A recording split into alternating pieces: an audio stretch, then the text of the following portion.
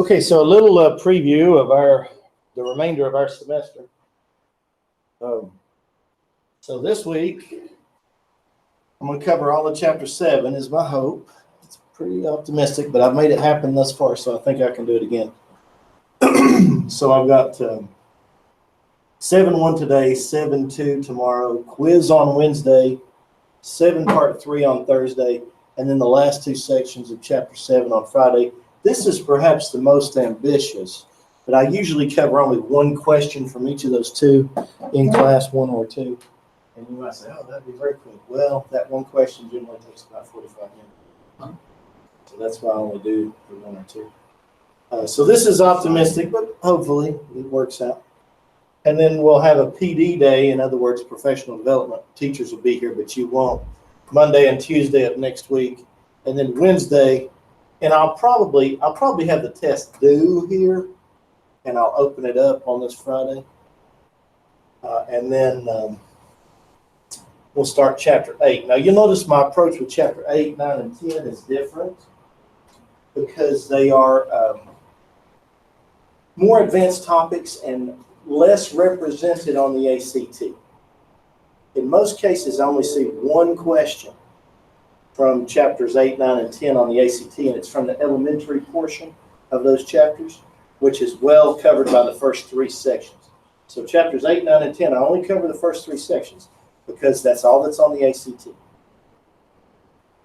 And then, so Chapter 8, Part 1, 8, Part 2, 8, Part 3, 9, Part 1, quiz, and so on. And that takes us up to the week before Thanksgiving, where we cover Chapter 10. I have a single test over all of 8, 9, and 10. It's a total of 9 sections. And then we'll do 1 day on Chapter 11, which is probs and stats. 1 day on Chapter 12, which is calculus. That's a fun day. Always my favorite lesson to teach. When you're in teacher training, often, and you guys, if you major in or minor in education, you'll know this. And you might say, oh, not me. Well, statistics show you want to be a professional Elizabethan. And 95% of professionals in Elizabethan are in education. So you're either going to move somewhere, which is no option, or you're probably going to teach. But anyway, so if you major in education, you'll have to get up in front of class periodically and teach a mock lesson, part of what they do. And if you think that's easy, you're wrong. So many people, you guys have had great teachers. The Elizabethan school system is exceptional, just exceptional in the teacher quality. And, you know, that has probably given you the impression that teaching is oh so easy. Well, I've got a challenge for you. Set a discussion topic with several of your friends. Stand up and talk to them. Hold their attention and keep them on topic for an hour and 10 minutes. I'm going to bet you can. In fact, I'm going to bet that would fall apart quickly. Now imagine doing it not with your friends, but with kids that don't want to be there and would rather be anywhere else, in fact, in some cases, and make the topic something they're not interested in. So now you've got a whole other level of challenge. Anyway, teaching is not easy, but it is doable, and it's a skill that you develop over time. So anyway, 1 day of calculus, which I love. Then we got our Thanksgiving break. Then after that, 1 chapter per day review, all the way up to Chapter 10, then semester tests, and see you later. Goodbye for your calculus. It'll be a sad goodbye for you. Maybe not, but it'll be a goodbye.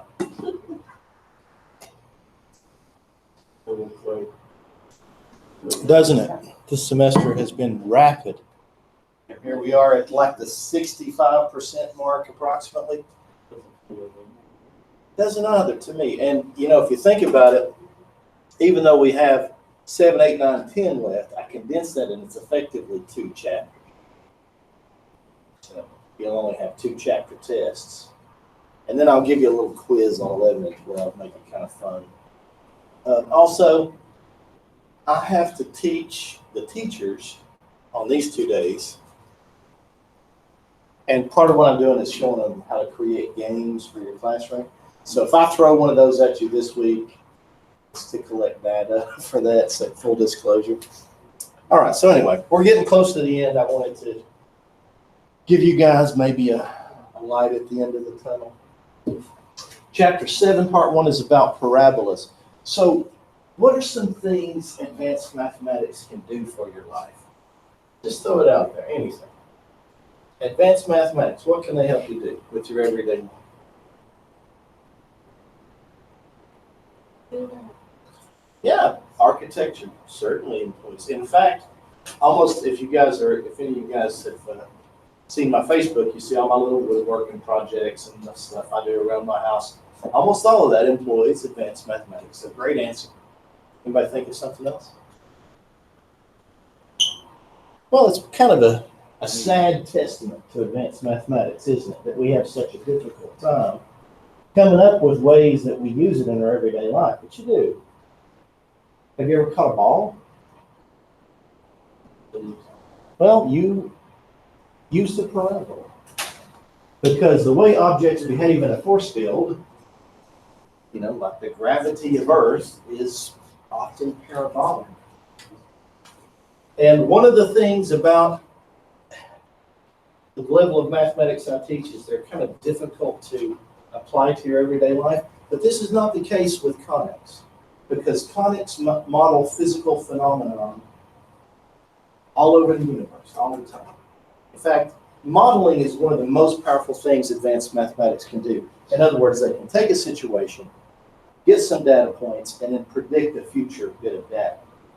That's one of the most powerful things advanced mathematics does. And parabolas do that wonderfully. Jam!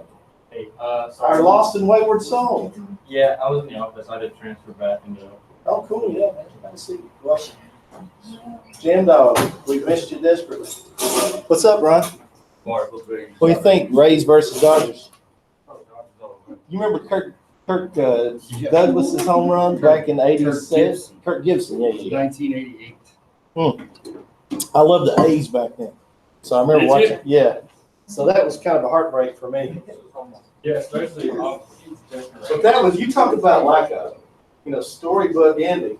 Guy hobbles up to the plate against one of the best closers in the game.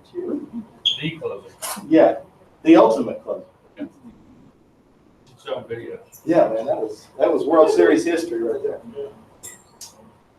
All right, so mathematical models are one of the most useful things that advanced mathematics can do, and conics are used to model so many things.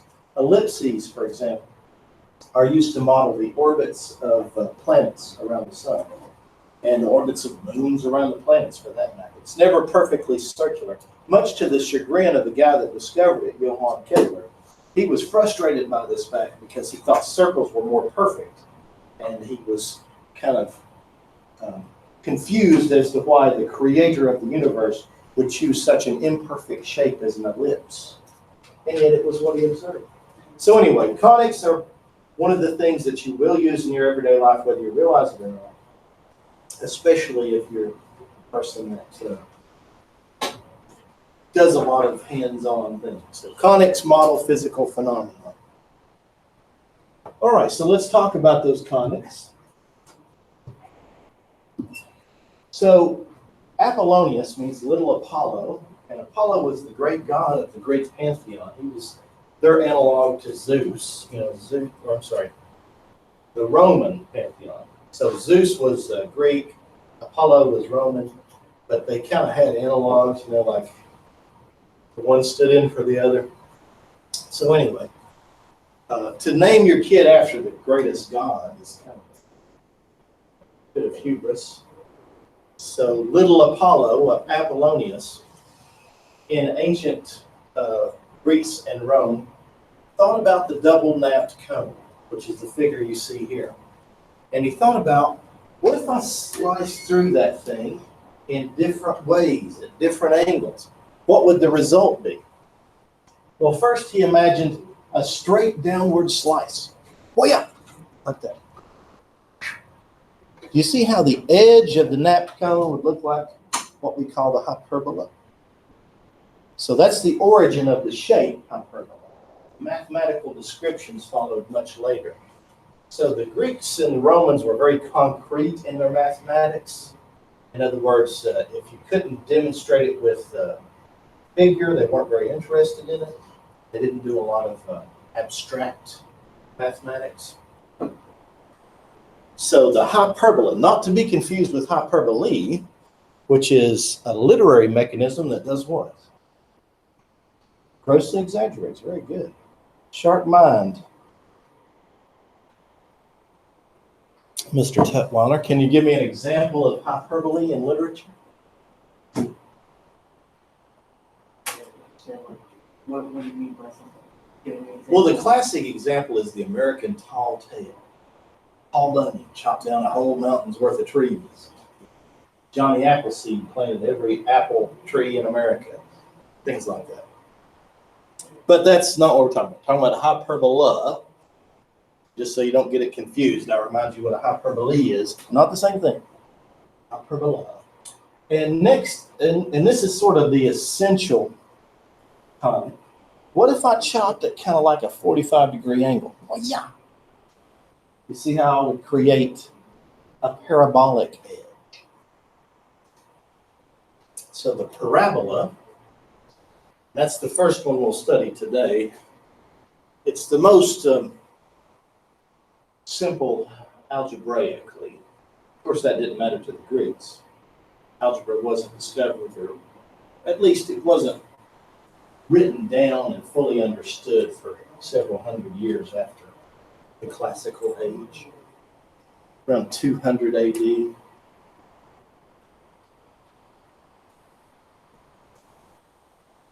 But I think in a lot, as is the case with a lot of things in the ancient world, things were discovered, forgotten, rediscovered, forgotten.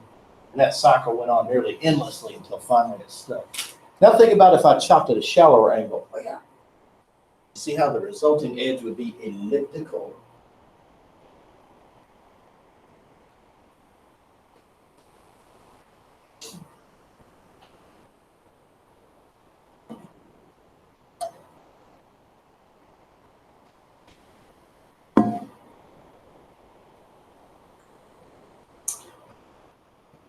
And then what if I chopped at a full horizontal, 0 degrees? See how the result would be a circle.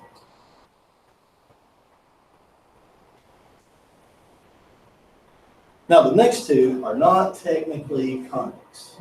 They're what's called degenerate conics. If I were to say, Jesse, you're a degenerate, what do I mean? Well, you're less than your peers, right? You're lower than they are. You're reduced. I don't mean that. I'm picking on Jesse today. So it means you're less than your peers. And in this case, these are considered to be less mathematically important. Degenerate conics. So what if I chop through right along the edge? The result would be a line. Or what if I chop through right at the dang center? The result would be a point. So I can create a line and a point by this mechanism, but they're not technically conics. They're considered degenerate conics. Conics of lesser importance. And then you also have these two intersecting lines. You remember the vertical angle formula from geometry, when intersecting lines occur. So it's that sort of shape. Not particularly important, but just a bit of a curiosity. This last one anyway. Okay, so what are we going to do today? We're going to analyze and graph equations of parabolas. So every day for the next week, we're going to pick one of those conics and describe them algebraically, give you some models. So for the first time, you're going to encounter a test that's a different format. I don't like the book's test on chapter 7. Don't use it. I've got my own test I use. How well that will translate, I don't know.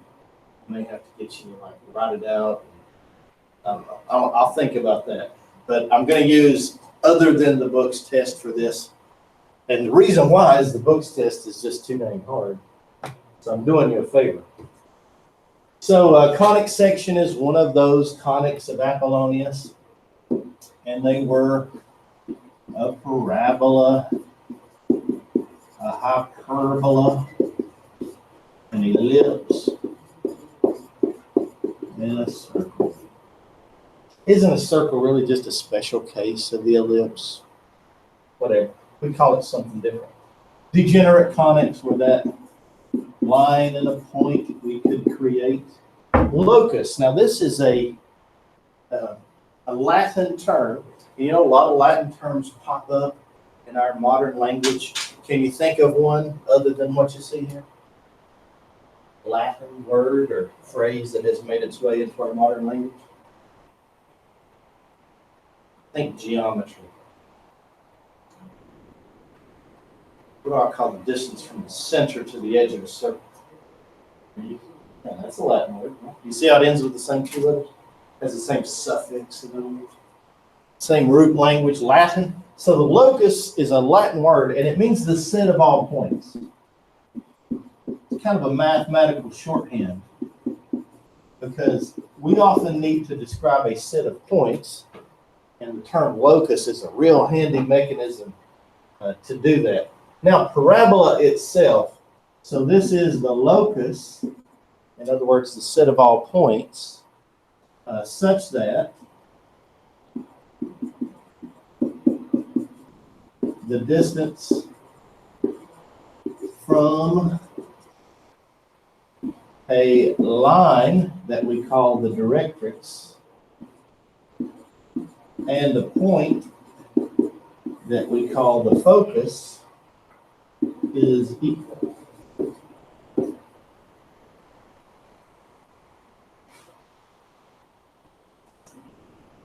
So the locus such that the distance from a line and a point is equal.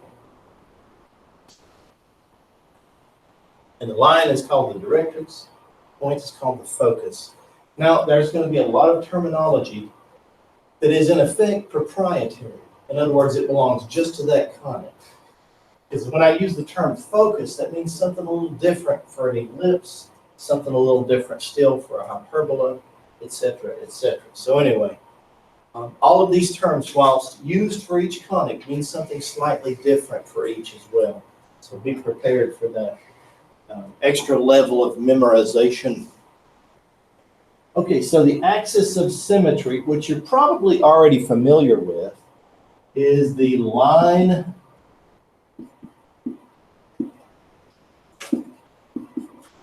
through the focus and perpendicular to that upside down T means perpendicular to the directrix. It's going to split the parabola in half effectively. The parabola will be symmetric about it. If you're a very visual person, you can probably think about a parabola shape. That line through the middle would effectively have symmetry around it. So the vertex, this is the point between, exactly between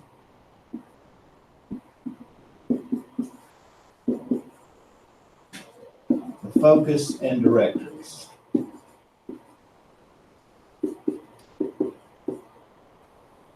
And then the latus rectum is a chord through a focus parallel to the conic section directrix. So I'll just give you a little graph here. Let's imagine this is our parabola. So we're going to have some directrix and some focus.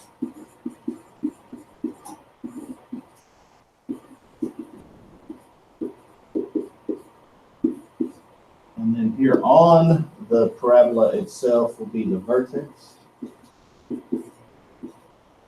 And then the latus rectum, which is very rarely used, would be that one.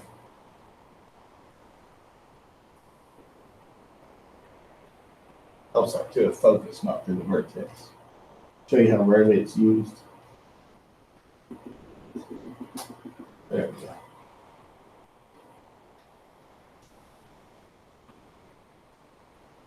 go. Okay, so we're of course going to describe this with some algebraic relationships as well. Colin? Okay, no, it's not. Sure, buddy. Too much coffee, I guess. Yeah. Happens to the best of us, bro. Need a bladder of steel for a road trip and an iced coffee. You ever start out a road trip with an extra large iced coffee? Yep. And All your the parents are time. like, it's gonna be a problem later. Because we ain't stopping till we hit South Carolina or whatever. Okay, so those are some definitions associated with the parabola. Any questions about those or thoughts or comments? Okay. So here are some equations, and there are two flavors of parabolas for the purposes of this section. The first flavor is one that goes either up or down. And it's going to look like this. It's going to be x minus h quantity squared equals 4p times y minus k. So you probably encountered a different version of this formula in lower grades because parabolas are sort of a simplistic mathematical entity, and they lend themselves well to things like Algebra 1 and so on. So you may have seen this expressed a little differently before, but trust me, it's the same formula, same parameters, just renamed. And it's important to note the vertex, the focus, the axis of symmetry, and the directrix. So these are, and I think, if I'm not mistaken, I created a document that kind of spares you from writing all this. Let me double check that I've got that here.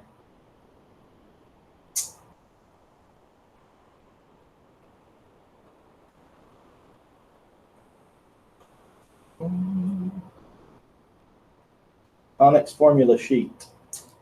Yeah, there it is. One thing you have to be cautious of is this might be written just ever so slightly different. You know, the commutative property of addition, things might be transposed. So that's caused kids some confusion in the past. But I'll attach this to the first assignment. So you don't have to bother to write down every single one of these formulas completely when you encounter them. Maybe just note their location in your text. So anyway, that's the first flavor of parabola. The second flavor, and this one is more unusual, is the left or right parabola. And its formula looks like this, and these are just a little bit different, not much, but a little bit different for that. And what property of the left-right parabola makes it less important or useful? What is it not that the up-down parabola is? The F word.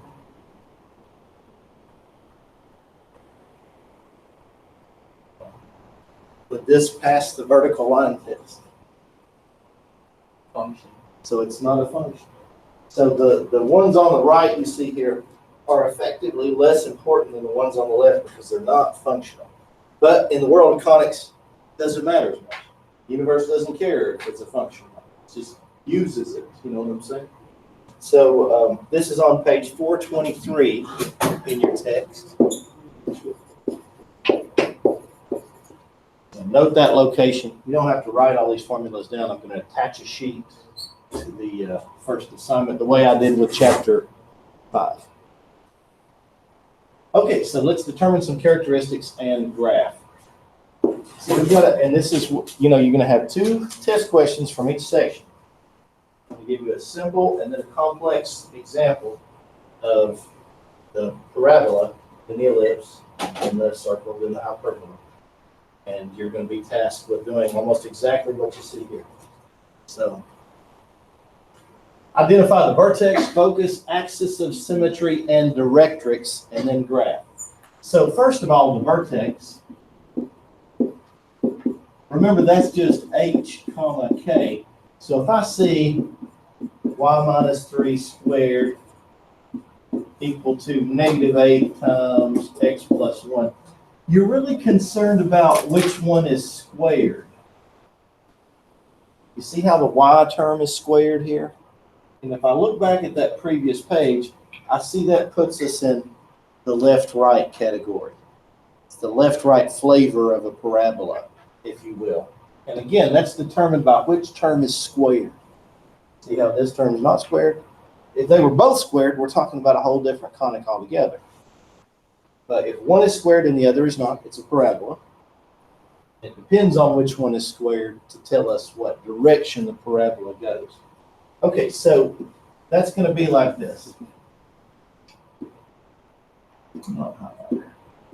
Y minus k squared equals p, 4p, I'm sorry,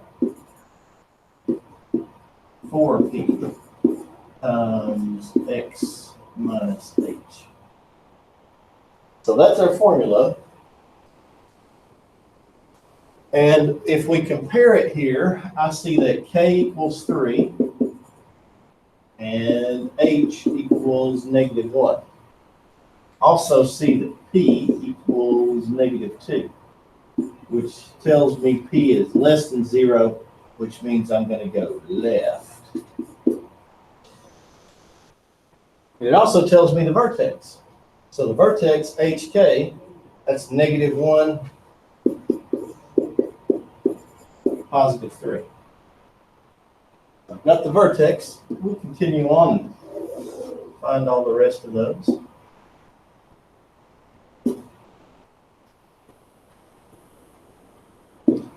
So if I look back at this page, I can just take all these formulas, and you guys again will have that sheet, which has the same information, but again, one thing to be cautious of, it might be stated in a slightly different way.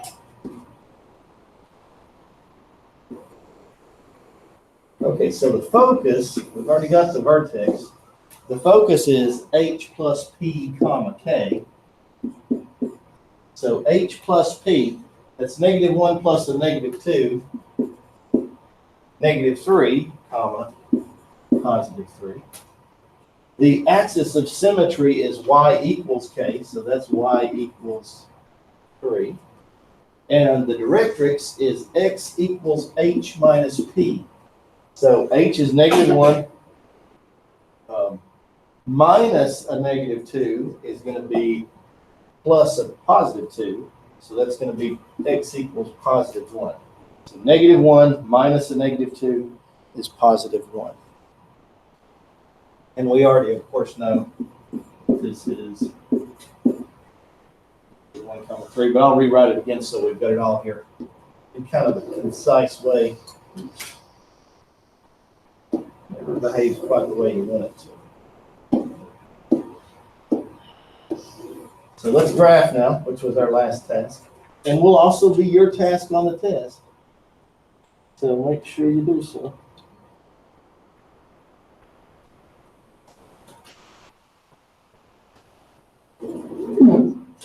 Not what I was looking for. There we go.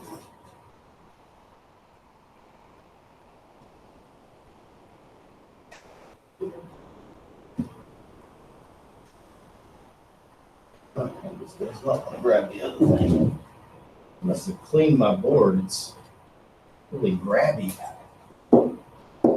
Okay, so -1, +3 is our vertex. That is this point. That will be on the parabola, part of the parabola. And then the focus, -3, 1, 2, 3, +3. That will not be part of the parabola. That will be the point that the other points are equidistant from with regards to the directrix. The axis of symmetry is at y equals 3, so that's this line. And the directrix is at x equals +1, so that's this line. And now we're just going to make a smooth curve that is approximately follows the definition, which means it has to be equidistant. Probably a little sharper than that. There we go. So those points are equidistant from the focus and the directrix. So in other words, if I drew this perfectly, which I didn't, this and this would be equal. And that would be the case for every point, everywhere on the vertex. The distance from the focus and the directrix is an equivalent value.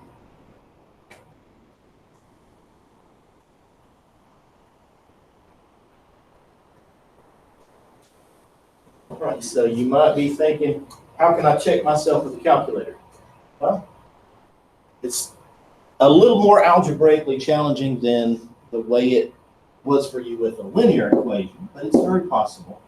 So if I take y minus 3 squared equals -8 times x plus 1, and I just take this entity and I want to check it with a calculator,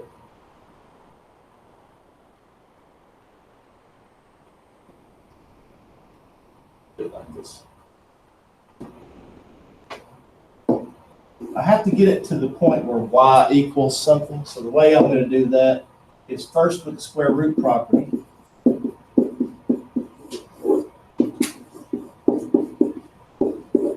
And then by adding 3 to each side.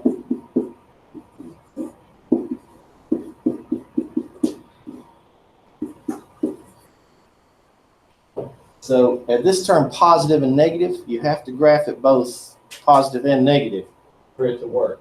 But let's just see how that matches up to our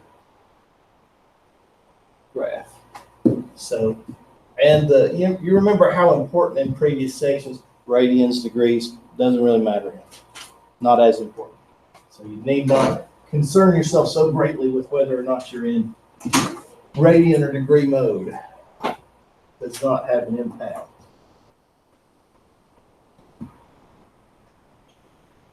So they're positive, negative.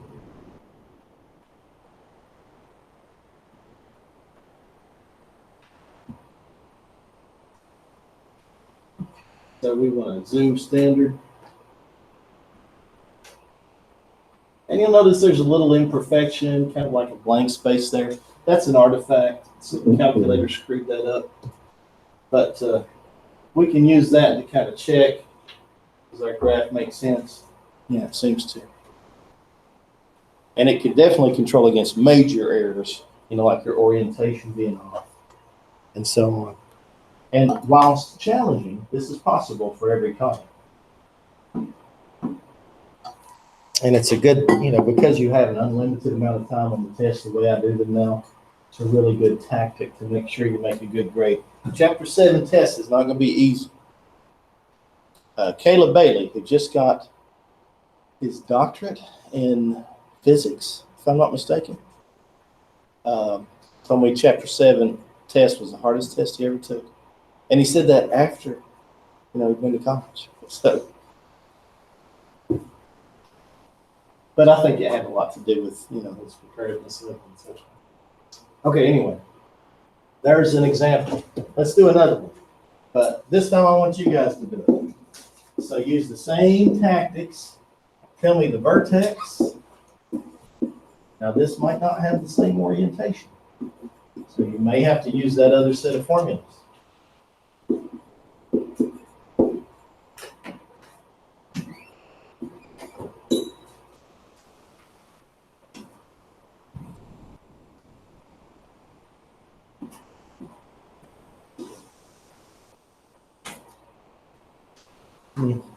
I guess to save you guys from looking all through your book, I'll just paste them up here. Give me just 1 second to do that.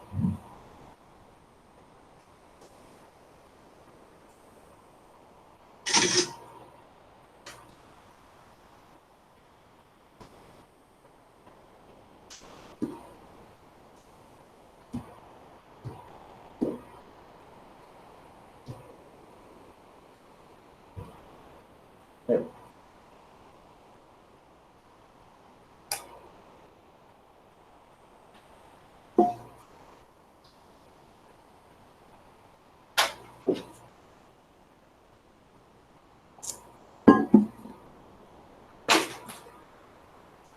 For the first time ever, you must venture to Mr. Agan's room and turn down the furniture.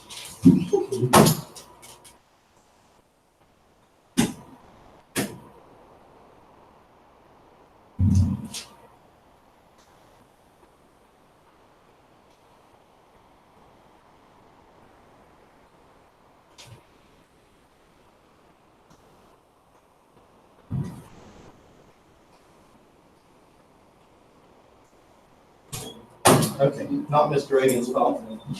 It's clearly not working. Because it's set at 70 degrees in cooling mode. Okay, so what's your age? Is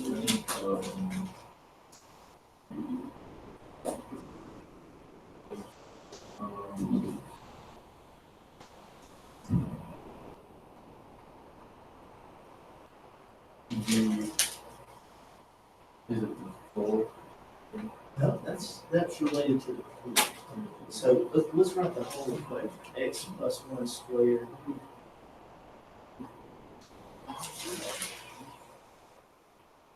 Because the one right here is the tail. Well, it wasn't the previous one, but you notice the orientation system. So this one is x minus h squared, but we'll write that as -4. And then below that, the x minus h squared. H is always going to be attached to the x equals 4p times y minus q.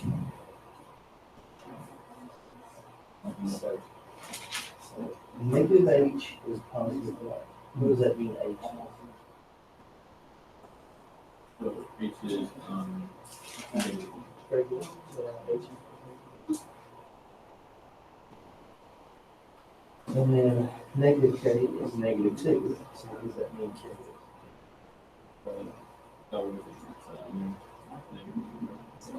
Negative. So positive 20. Oh, fine. And tell me about 2. So 4p is -6.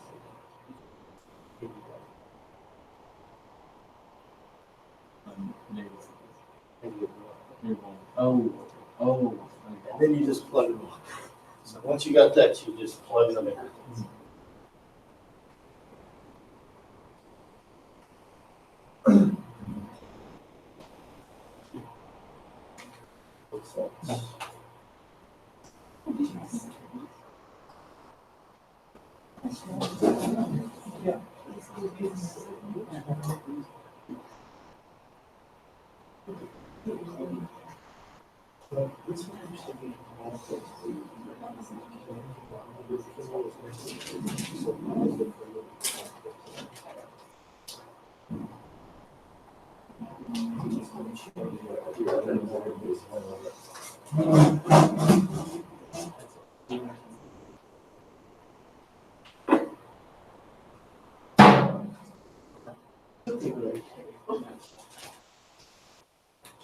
At least you didn't have a straw in there. You know the best way to kill a turtle? Straw right to the nose. Rip. Two turtles with straws hanging out of their nose. That's super safe. Just imagine that. What's your name? That song they play with the animal cruelty videos. Enya. Oh, Sarah McLachlan. Yeah, that's the. She must get paid a lot. No, she does that pro bono. In other words, for free. Another Latin phrase that made its way into our modern language. How does it's not smart business? Well, maybe not, but you got to think about legacy and what you want to contribute to the world. Yeah, but if she made money from it, she just got it into the charity. That's true, so it's a consideration. Quite the little capitalist. So there's a thing called a political compass. Are you guys familiar with this? Yeah. So it goes like, and this is kind of an aside, but it's an important thing, especially with the election coming up, to know where you are. So the left-right axis is economic politics. So to the right, you want a free market. To the left, you want a controlled and regulated market. And the up-down axis is personal freedoms. So the further up you are, the more you want the government to control the people. The further down you are, the more personal freedoms you want the people to have. So I'm sensing Colby is in this. No, You're in this? no. I'm not. I'm a market socialist. I'm on the left. Interesting. I'm right here with Gandhi. Yeah, I'm near there. They use Indians often to describe this quadrant because Asian people are collectivists and they tend to have politics oriented that way. Okay, so let's talk about this. Colby, tell me what the vertex is. -1,2. Very good. And then Jan, for the first time, tell me what the focus is. -1, 2, -1. Which would be? -2 for the 2 would be K. Right, so, but you told me the formula, 2 minus 1, and then what would that evaluate to? That would evaluate to. Very good. And then the axis of symmetry, E. So x equals -1. And then the Directrix Bristol. -2. Y equals -2, so that's going to be -1 minus 1, -2. Very good. No, I'm sorry, hold on. P is -1, right? So that's going to be 2. You think about that, Bristol. So you've got K minus P. K is 2. P is -1. 2 minus the -1. What should that be? 3. Should be 3. Mental mistakes are going to cost you on these, and they're easy to make a sign error. You know, when you're doing a dozen calculations, it's almost certain that you're going to make a sign error on one of those. Just how it goes. So go back, double check yourself. And the calculator trick I showed you is a good mechanism for that. Some other, you know, like if your directrix goes through the parabola, you know, you screwed up. You know, or if the focus is on the same side as the directrix.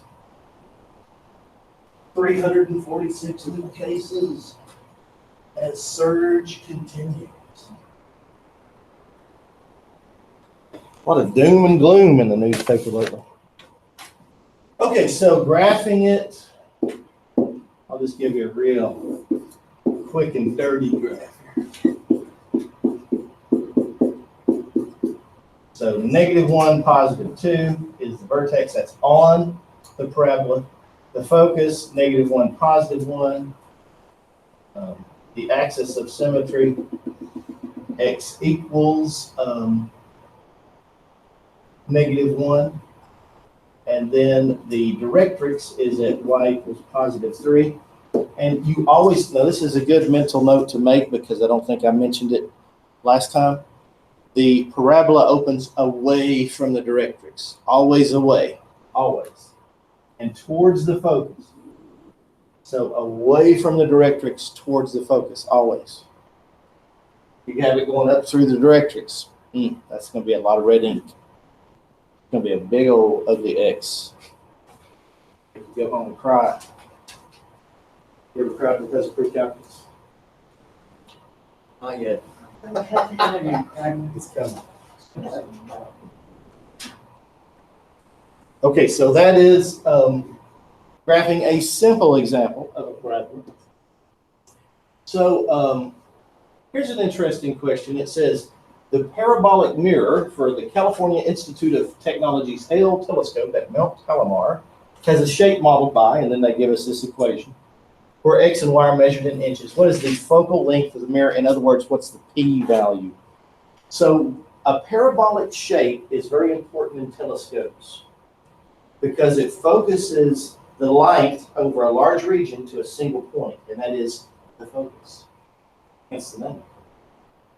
So if I have a huge telescope, I can take the light that would normally be in a very large area, focus it down to a single point, and it allows us to see things that are super far away, distant galaxies and so forth.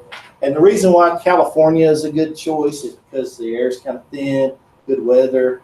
Better choice is Hawaii. One of the best ones in the world is in Hawaii. Better still is in orbit, like Hubble, because you don't have the distortion of the atmosphere. So we want to find the focal length. All you need to do here is understand that y squared is y minus 0 squared. 2668 times x minus 0. So the h and k here are at the origin at 0, 0. And actually, I should have just wrote it. Well, I guess it's okay the way I did it. And I could rewrite the formula underneath. Okay.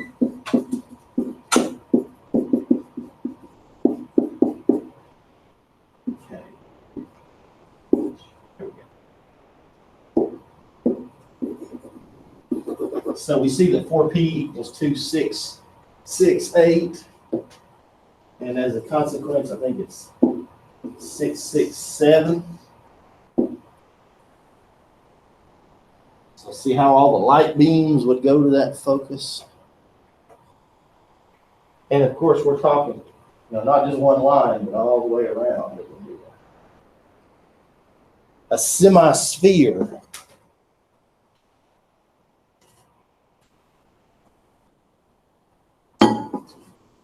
Okay, questions about any of this? All right.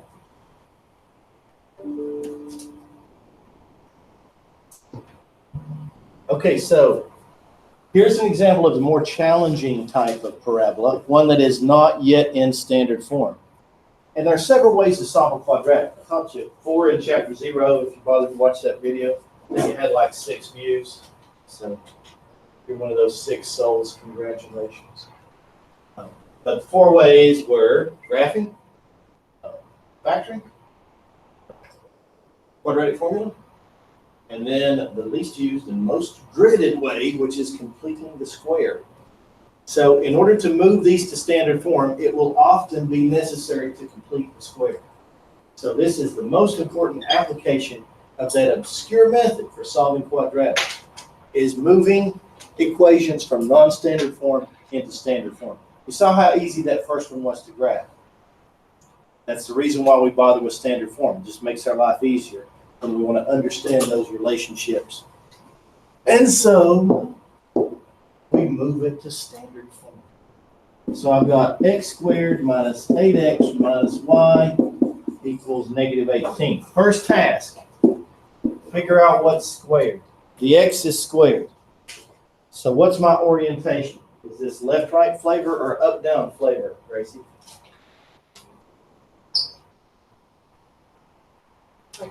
Very good. It's up or down. We don't know which yet, and we don't really care yet. We're just worried about moving it to standard form. So what I'm going to do is take whichever of the variables is squared and make sure every example of that variable is on the left side of the equation. They already are, so I don't really have to do anything there. And now I need to take every single example of the other variable and make sure it's on the other side. And then I'll just leave the constant over there. So we want the squared variable on the left, the other variable on the right, and then room to complete the square here. So this is the little template we want. Completing the square requires us, if we have x squared plus bx plus c, that b we need to take plus blank, let's say, because that blank is going to be what we complete the square with. We're going to take that linear coefficient, divide it by 2, and then square it, and then add it there. So here we'll take negative 8 divided by 2 and square to get 16. So we'll add 16 here, and we must also add 16 to the other side to balance the equation. So that's completing the square. We've taken the left side of this equation and rewritten it as a perfect square trinomial. A squared plus or minus 2ab plus b squared in this case. So now we can factor that left side super easy. And remember, this is completing the square. And you can refer back to my chapter 0 video if you're a tryhard. So x minus 4 quantity squared is what that's going to factor to. The reason why we do that is so that factorization is easy. And then I've got y minus 2 left over here. We're almost exactly where we want to be. One problem is there's nothing in front of the y. You know we need that 4p value. And these two are relatively prime. In other words, there's nothing to factor out here. Well, when there's no term, no GCF to factor out, I can always factor out a 1. And so now I'm ready to finish my analysis.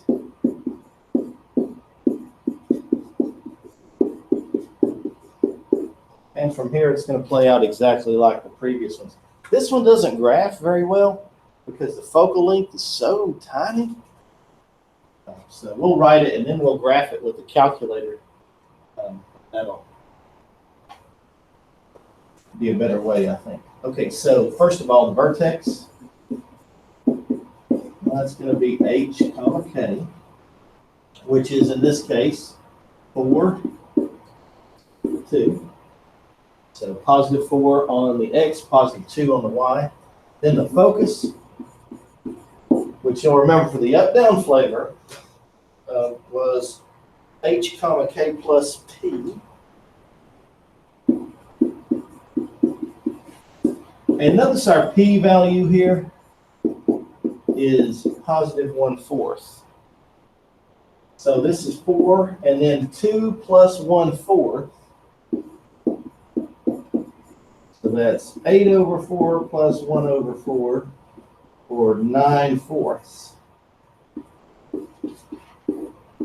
And there will be a couple of these you run into fractions on.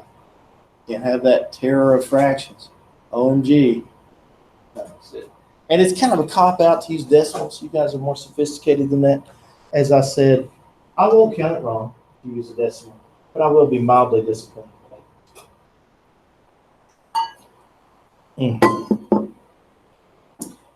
Okay, so now let's talk about the axis of symmetry and directrix.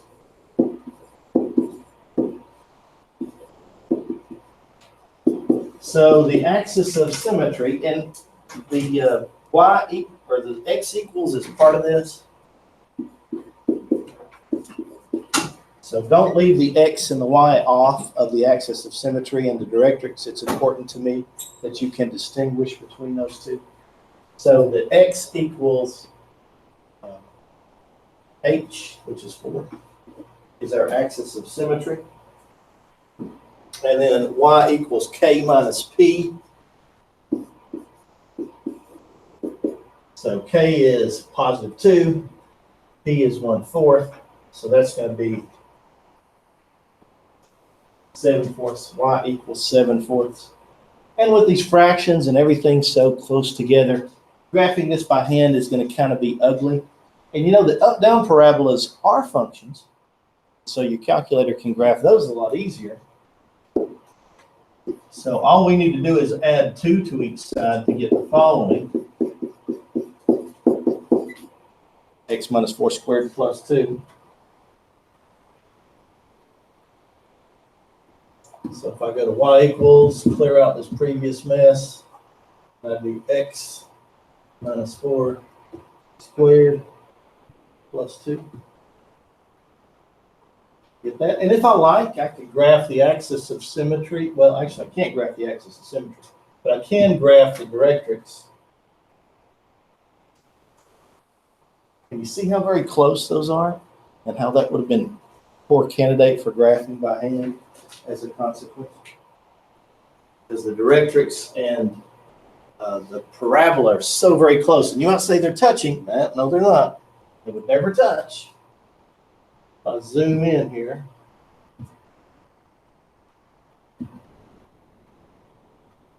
Hopefully that's good enough.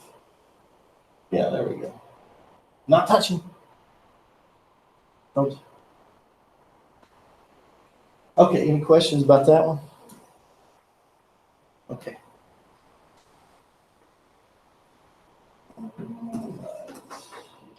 So here's an interesting question. They give us a focus and a vertex, and they want us to develop the equation for the associated parabola. So it's sort of like working backwards. Remember, before we had the equation, we had to find the focus, vertex, and graph it. Here they give us the focus and the vertex, and they say find the equation. So it's a good logical test if you fully understand what's going on.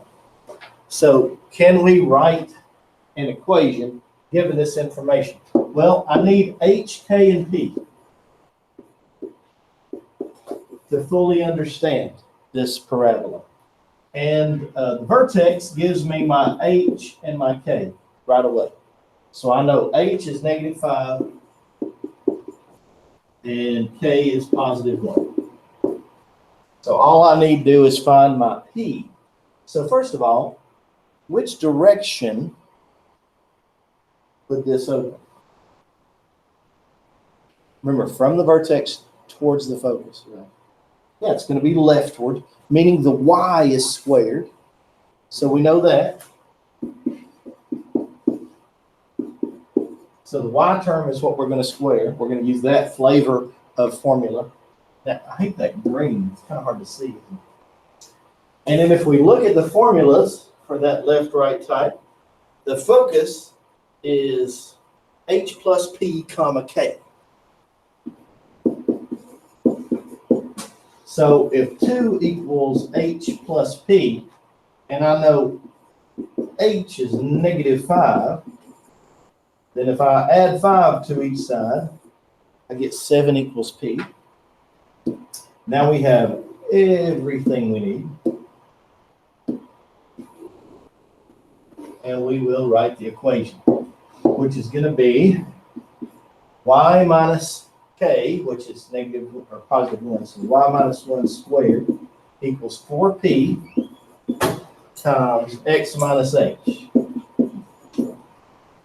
So minus the -5 would be +5. So there's our equation.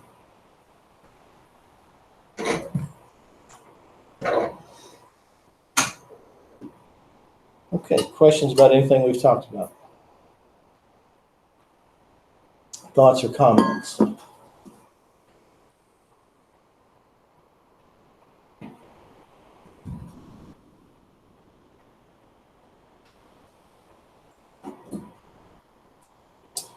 Okay, in that case,